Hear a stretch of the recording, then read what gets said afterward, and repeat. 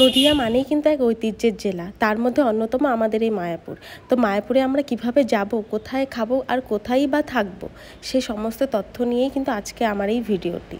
তো প্রথমেই বলে রাখি যে শিয়ালদা থেকে কাটোয়া বা হাওড়া থেকে কাটোয়া যে সমস্ত ট্রেনগুলো যায় সেগুলোর থেকে কিন্তু তোমরা নবদ্বীপ নেমে যেতে পারো, আর সেই নবদ্বীপের ঘাট থেকেই কিন্তু আমরা মায়াপুরে পৌঁছে যেতে পারবো। সেই ঘাটের নাম হলো হল্লোর ঘাট। সেই ঘাট থেকে কিন্তু মাত্র 10 টাকার টিকিট কাটলে সেখানকার স্টিমারগুলোতে ওঠে ভাগীরথী নদী এবং জলঙ্গি নদীর পরেই কিন্তু মায়াপুরের ঘাটে আমরা নেমে গেলেই মায়াপুরে আমরা পৌঁছে যাব।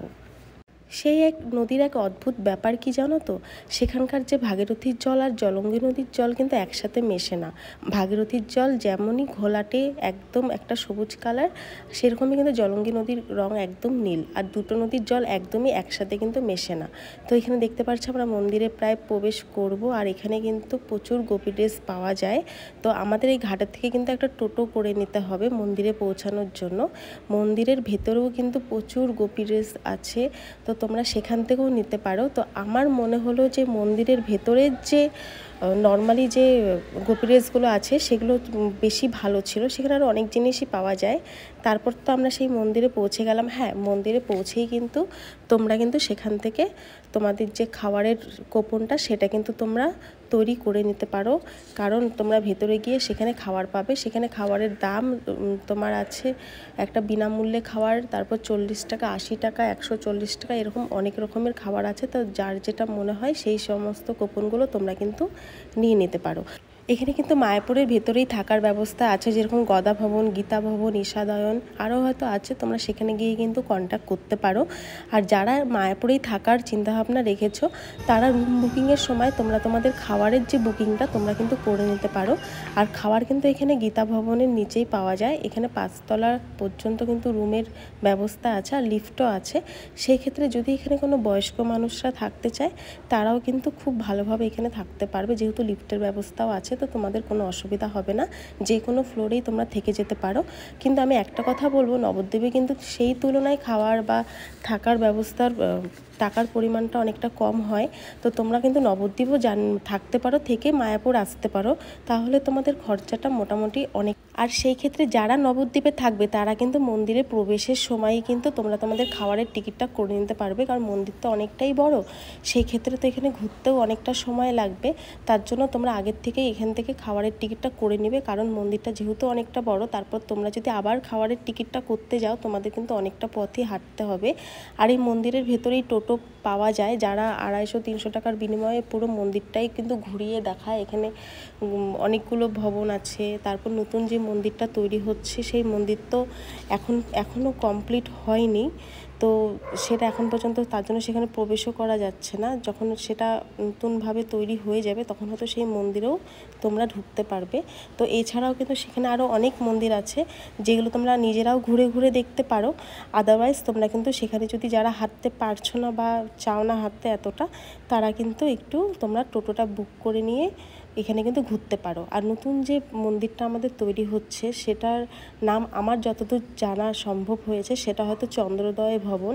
তো তোমরা এটা ঠিক কি বেঠিক বা কোনটা ঠিক নাম, তোমরা এটা আমাকে একটু অবশ্যই কমেন্ট করে জানিও। তো আমি যতদূর জেনেছিলাম এটার নাম হয়তো চন্দ্রোদয় ভবন। তারপর দেখো মন্দিরের ভেতরের গোপী ড্রেসের কালেকশনগুলো, আমি তোমাদেরকে আগেই বলেছিলাম যে মন্দিরের ভেতরের যে কালেকশনগুলো আছে সেগুলোও কিন্তু ভীষণই সুন্দর। আর আমি এই মন্দিরটা বিভিন্ন অ্যাঙ্গেল থেকে তোমাদের দেখানোর চেষ্টা করেছি। মানে মায়াপুরে না যেই দিকেই চলে যাও না কেন সেখানে কিন্তু মন্দিরের একদম আলাদা আলাদা একটা দিক আমাদের সামনে চলে আসে।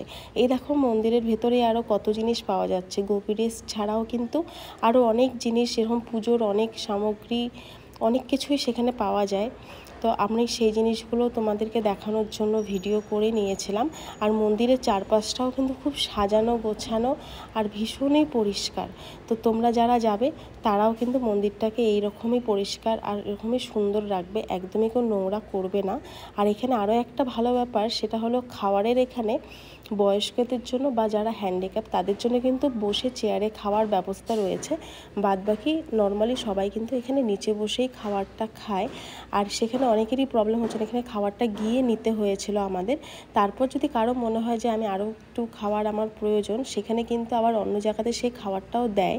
কারণ আমার পাশেই সেখানে অনেকে বসছিল, ওরা নতুন ছিল, ওরা জানতো না বলে ওদের খাবারের প্রয়োজন ছিল, তো ওরা আর নিতে যায়নি। তো যখন আমরা বাইরে চলে আসি তখন দেখছিলাম যে ওই সাইডটাতেই ছিল যাদের খাবার আবার লাগবে, তখন তারা কিন্তু সেখান থেকেও খাবারটা নিতে পারে। তো এই বিষয়টা এই কারণে আমি তোমাদেরকে জানিয়ে দিলাম, কারণ সেখানেও বলা হয়নি, এই কারণে সমস্যা হয়েছে। তো খাবারের জায়গাটা দেখতে পারছো বিশাল বড়, এখানে প্রায় মনে অনেক মানুষ বসে একসাথে খেতে পারে। আর আমরা সেই মায়াপুরে যেতে যেতেই না ভীষণ বৃষ্টি শুরু হলো। আমি সেটারও কিছু ভিডিও ক্লিপ নিয়ে নিলাম। দেখো বৃষ্টির মধ্যেই মন্দিরটা কতটা সুন্দর লাগছে দেখতে। আর আমি নবদ্বীপের ক্ষেত্রেও যেই কথাটা বলেছিলাম, মায়াপুরের ক্ষেত্রেও আমি সেই কথাটাই বলবো যে তোমরা চেষ্টা করো ঠান্ডার দিনে ঘোরার, কারণ এরিয়াটা না এতটা বড় থাকে, তার মধ্যে ধরো হেঁটে হেঁটে ঘুরতে হয়। সেই ক্ষেত্রে তো আমাদের না প্রচণ্ড গরমে প্রচণ্ড কষ্ট হয়। তারপরেও কিন্তু এখানে প্রচুর ভিড় ছিল। কিন্তু ঠান্ডার দিনে হয়তো তোমরা আরও সুন্দরভাবে সুস্থভাবে ঘুরতে পারবে, আরও হয়তো বেশি ভালোভাবে তোমরা জায়গাটাকে এনজয় করতে পারবে। গরমের মধ্যে একটু হলেও হয়তো বেশি কষ্ট হয়েছে। তো সেই ক্ষেত্রে আমি সবাইকে এটাই সাজেস্ট করব, যাদের পক্ষে পসিবল হবে ঠান্ডার দিনে যাওয়ার, অবশ্যই তোমরা কিন্তু ঠান্ডার দিনেই যেও, তোমাদের ভীষণ ভালো লাগবে। তারপর আবার সেই আমরা ভাগীরথী আর সেই জলঙ্গি নদী পার করে আবার নবদ্বীপ ঘাটে চলে আসি। তারপর আমরা সেখান থেকে বাড়িতে ব্যাক করি। তো আমরা না মায়াপুরে ছিলাম না, আমরা কিন্তু ছিলাম নবদ্বীপেই। তো তোমাদের যেখানে ভালো মনে হয় তোমরা সেখানেই থাকতে পারো। তো ভিডিওটা তোমাদের কেমন লাগলো সেটা কিন্তু আমাকে অবশ্যই জানিও। আর থ্যাংক ইউ সো মাচ ভিডিওটা শেষ পর্যন্ত দেখার জন্য। সবাই খুব ভালো থেকো, খুব সুস্থ থেকো। আমি চেষ্টা করব আবারও খুব তাড়াতাড়ি নতুন একটা ভিডিও নিয়ে এসে তোমাদের সাথে শেয়ার করার। ততক্ষণ পর্যন্ত তোমাদেরকে টাটা, বাই।